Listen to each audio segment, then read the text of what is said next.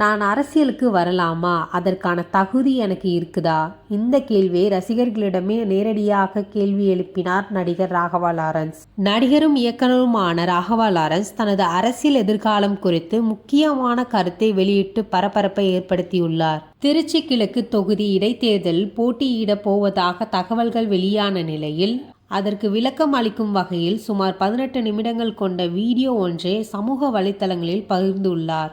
அந்த வீடியோவில் தனது அரசியல் பயணம் எப்படி தொடங்கியது என்பதை லாரன்ஸ் விளக்கமாக கூறியுள்ளார். தான் பல ஆண்டுகளுக்காக சமூக சேவையில் ஈடுபட்டு வருவதாகவும் ஜல்லிக்கட்டு போராட்டத்தில் பங்கேற்றதே அரசியல் மீது அதிக ஆர்வம் ஏற்பட காரணமாக இருந்ததாகவும் கூறியுள்ளார்.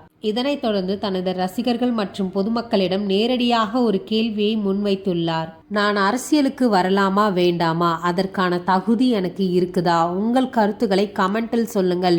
உங்கள் முடிவுக்காக நான் காத்திருக்கிறேன் என்று அவர் தெரிவித்துள்ளார். ராகவா லாரன்ஸின் இந்த அறிவிப்பு அவர் விரைவில் அரசியல் களத்தில் குதிக்க போறாரா என்ற எதிர்பார்ப்பை அதிகரித்துள்ளது. ரசிகர்களின் பதில் என்னவாக இருக்கும்? ராகவா லாரன்ஸின் அடுத்த அரசியல் முடிவு என்ன என்பதுதான் தற்போது பேச்சு பொருளாக மாறியுள்ளது.